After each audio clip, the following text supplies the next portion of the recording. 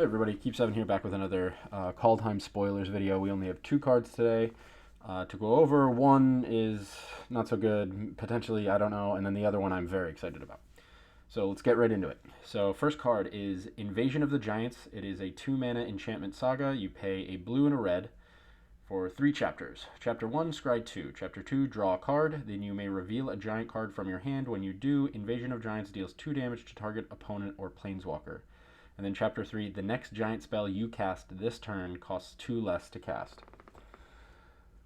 So, like I've been saying, Giant Tribal is getting stuff. But Angel Tribal has a lot working for it. And Giant Tribal has Bone Crusher Giant and Croxa. And has all these other new cards, but they just don't, they're either expensive or I don't know, but Scry 2, draw a card, giant stuff, maybe some cool, Is It or Grixis, giant control, because there was Grixis control early when, not was it M21, but Zendikar went early, Zendikar maybe even a little bit before, M21. There was this Grixis control deck running around that had Bone Crusher Giant and Croxa, and then a bunch of neutralized control elements, extinction events, stuff like that. So maybe there's this giant control deck out there, maybe with something like this. I mean, a 2-mana enchantment saga with a lot of value like this, it would discount playing Croxa. It would well, not really. It wouldn't really discount playing Croxa because there is no colorless mana with Croxa, but it would discount playing Bone Crusher Giant. So maybe there's something to this. Maybe this helps out that deck a little bit, because that deck did kind of have a little bit of trouble with drawing cards and stuff I think this would help a little bit. It has Mazemind Tome in it, but this card I think would help.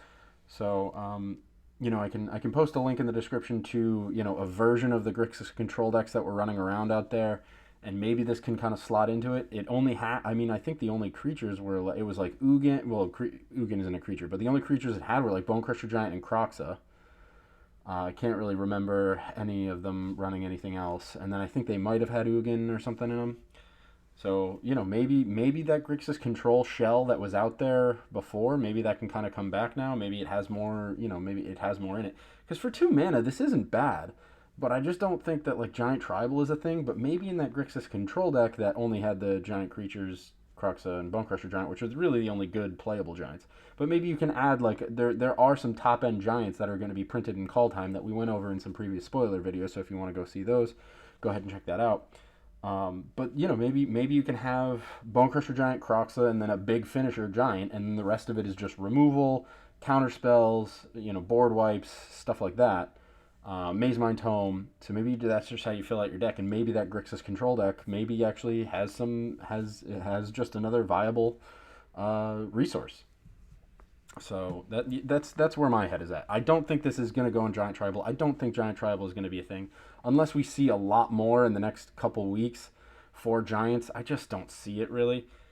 If you're gonna play Giant Tribal, I think this is great. But if we're talking about a legitimate deck that might be able to compete on the ladder, in a competitive format, the Grixis deck it had a tough time anyway. I think this might help it.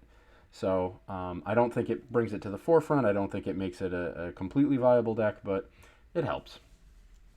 And then the next card that, actually, now that I think about it, could also fit in Grixis control as a finisher. But it's a card I'm very excited about because, I don't know, it seems like a good card. So it is Rise of the Dreadmarn. It is a 3-mana, 2 and a black instant. Create X 2/2 black zombie berserker creature tokens, where X is the number of non-token creatures that died this turn.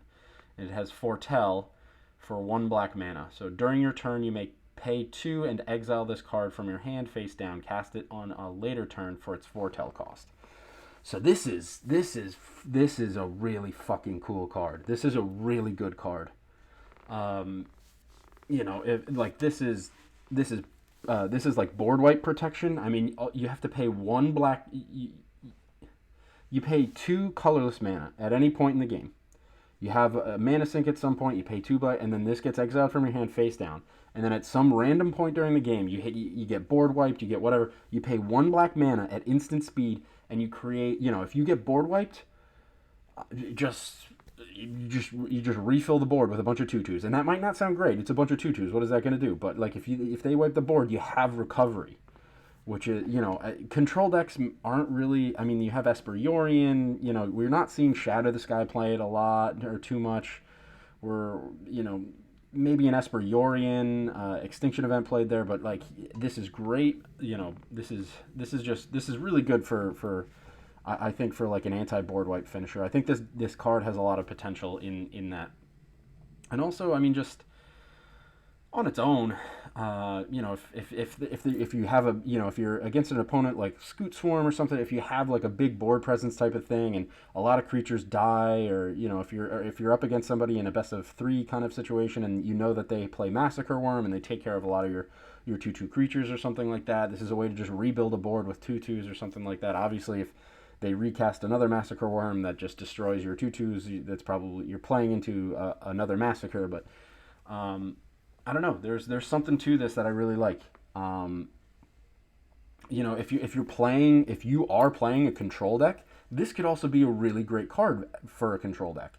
You can play your Birth of Meletis, play all the things that you can, try to keep them alive, get good blocks or whatever, wipe the board of everything, and that's the number of non-token creatures that died this turn, yours and your opponent's. So you wipe the board. If you have this face down, you wipe the board on.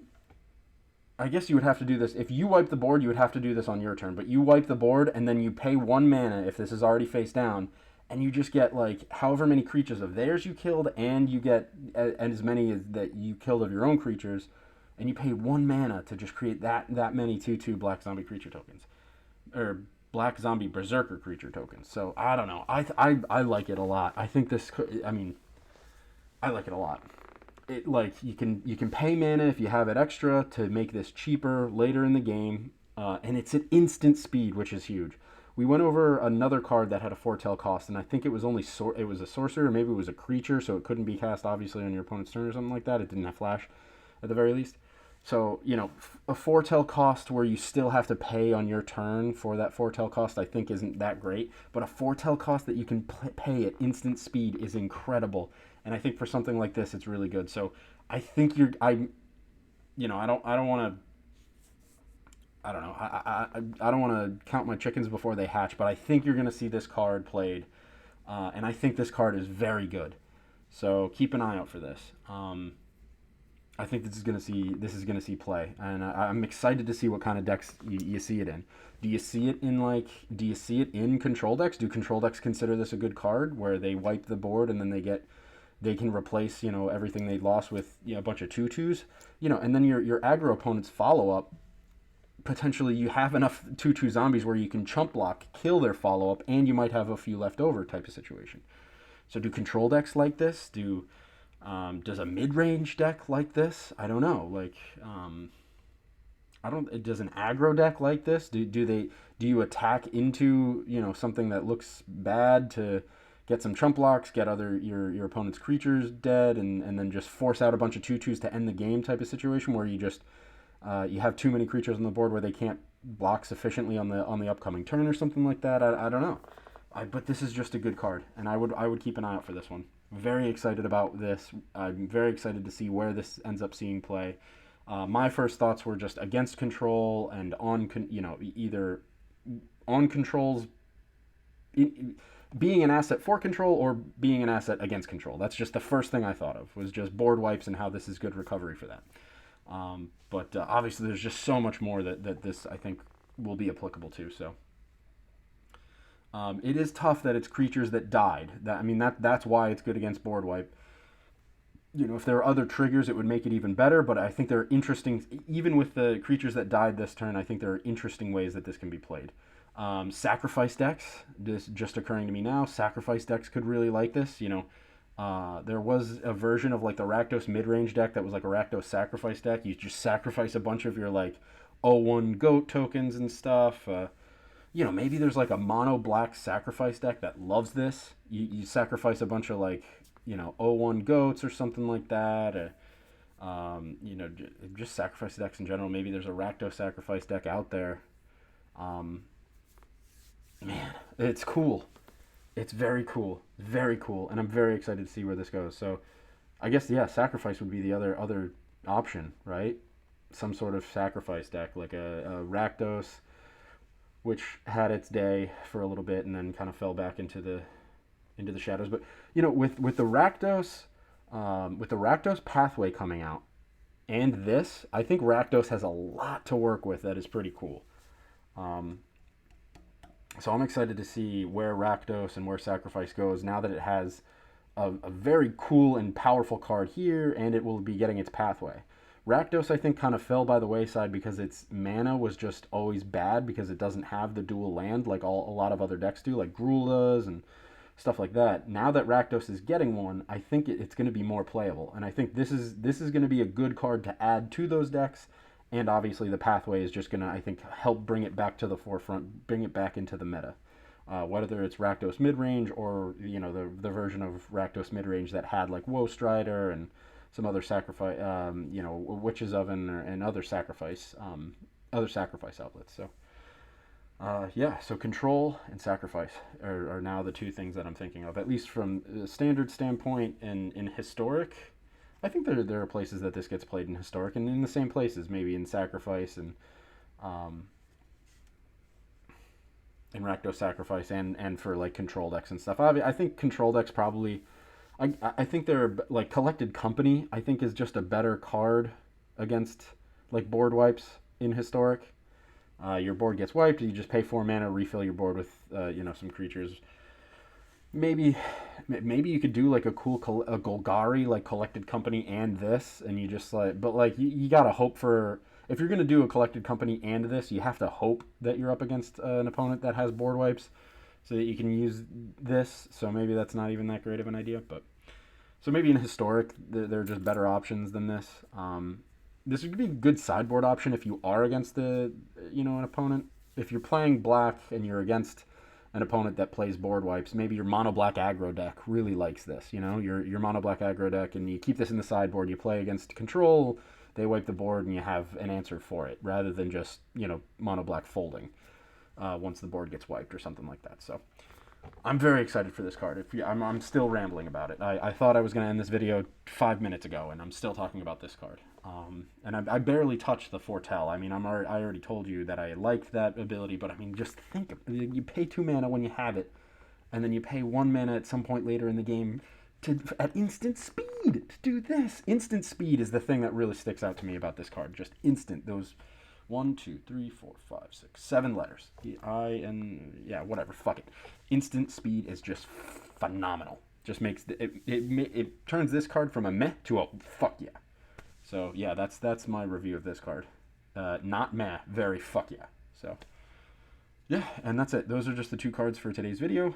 Very excited about Rise of the Dreadmarn. Even a cool name for the card. And it's all right. I'm done. Thanks for watching.